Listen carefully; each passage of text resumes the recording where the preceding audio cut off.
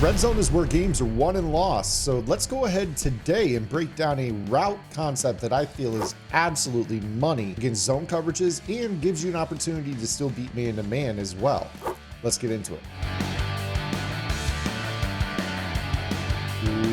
What is up, guys? Zan from the Zan YouTube channel. In today's video, we're going to go over the hitch crosser combination that is a red zone money concept against cover 3 and cover 4 zones. Now, I think most players understand that down in the red zone, you're going to get probably one of about 2 or 3 concepts for coverage purposes in the red zone, and that's going to be either the zones that I just mentioned or a man-to-man coverage call, likely some sort of press. If you guys are looking for a concept that can absolutely demolish press coverage, check out the most recent vault update that I put out on gridirongameplans.gg. Just yesterday, I put out a tip that is an under center street glitch from my offense. Bobby V also did an adaptation from his shotgun offensive formations that he runs to fry man coverage in the open field, but we also threw in a morsel down inside the 5-yard line of an automatic route that you guys can throw against man-to-man coverage as well. But today we're going to focus on zone, so let's go ahead and get into this here.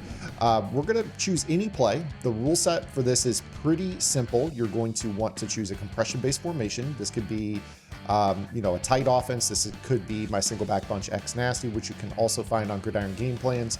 And you are going to make sure that you have the ability to put a receiver on a hitch that lines up near the numbers. Now, from there, you only need one other route on the field, and that is a crosser. I prefer to have a wide receiver that can run a crosser along the back of the goal line, as opposed to a tight end that might run it a little bit more shallow and bounce into the back of the goal line and then stop. So you see the difference between Taysom Hill here and Steve Smith Sr. A little bit visual difference in this, and there's more random opportunities for Hill to bounce off the back of the goal line and stop, and you don't really want that. So use a crosser to a wide receiver if you can. From here, it's totally up to you what you want to do with your route combos. If you guys want to block the running back for extra protection, you can. If you want to kind of run a smash combo or some sort of bench combo to the wide side of the field, you can. But really what we're looking for on this is the ability to throw the crossing route into the corner of the end zone. Now, what you'll notice is that outside zones, very similar to last year's game, will kind of suck to the inside in the back of the end zone.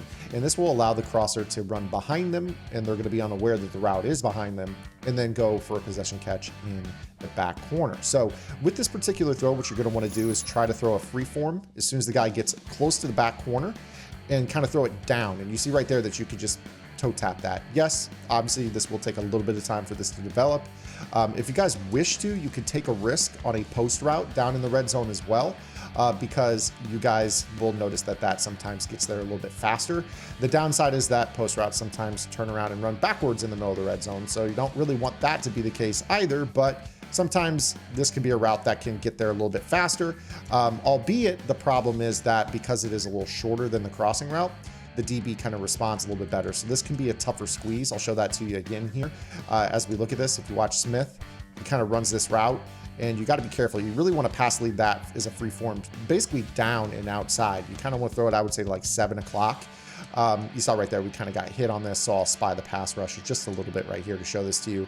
So your free form on this is going to be basically like a free form down to like 6 o'clock. Now, the other thing too that sometimes happens is zones that are underneath might kind of respond to this and recognize that it's happening. So all in all, the crossing route is probably your pound for pound best option. Again, you're going to want to make this kind of an anticipation throw. As you notice, he's going to get right there. You're going to throw that ball down and outside and toe tap it with possession catch along the back line.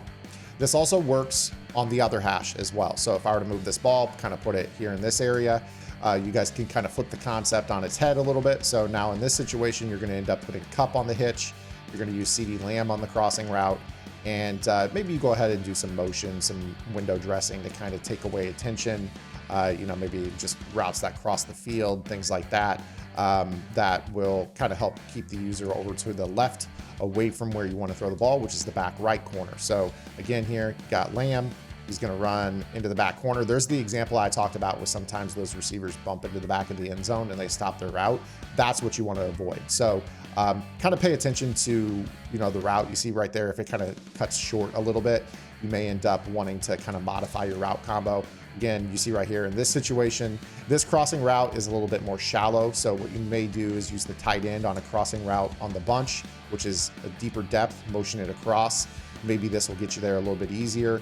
You know, again, you're just going to kind of modify your route combo. All you need is a crosser and a hitch.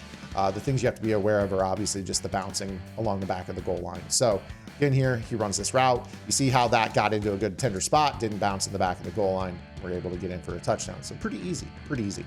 Now, in terms of secondary reads on this play, I think that you guys may want to kind of key in on what they're using. It's really going to come down to where they're using. If they're using the bunch side inside hook, I think it's really good opportunity for you guys to kind of mix in this combo where you could kind of run the corner route to the tight end. If you kind of imagine if they kind of sink into the middle of the field with their user, so imagine Peppers is the user. If they kind of sink into the middle of the field with the user, you can actually notice that and then maybe throw kind of like a little low ball. Obviously, you want to freeform it better than I just did right there, but you may want to, you know, throw that ball into that pocket right there. Or, you know, if they sink into the middle of the field with this user, you always have the opportunity to throw the wheel out of the backfield as well. So you might go ahead and just kind of throw this as an inside pass lead to Marshawn Lynch out of the backfield. If you guys are feeling it, maybe you go ahead and do something that involves motion of the B receiver. Maybe you put him on a little corner route and put A on a corner route and then just use a table route. I know this sounds a little goofy, but if you widen out this defense, this will give you an opportunity to maybe throw the crossing route in the middle of the end zone before the route needs to go to the back corner. So it gives you 2 windows to throw this. You may also wish, if you want, to use tight end short corners. So maybe you motion across the formation, put him on a corner, motion him back, and then go ahead and maybe do the same little trick with B, kind of motion him out and see if that changes how the safety plays things. It may end up giving you an opportunity. You see right there, again, you might have that pocket in the middle of the field, give you maybe a quicker breaking route in the event that maybe they man up the tight end. And of course, if you guys get a cover 1 look, that'll be pretty telling. You'll see everybody lined up over the bunch side. So one thing I will modify is I will actually just use a slant. And the reason that I want to do that is I want to make sure that I can do just a simple motion. So if I see cover 1, I'll motion Cooper Kupp outside. You notice how everyone misaligns. I snap this ball, and now Steve Smith is wide open on this slant over the middle. So, you know, I've got ways that I can kind of attack inside the 5-yard line, the 10-yard line, out of the X nasty, depending on what you give me. But it's always important to have something you can rely on against zone. I hope you guys enjoyed today's video. Again, if you guys want that automatic touchdown route down inside the red zone, go over to Gridiron Game Plans. It's in the December vault. Check it out. We'll see you guys on Monday with our next video upload. Until then, this is Ann. Get in the lab and good luck.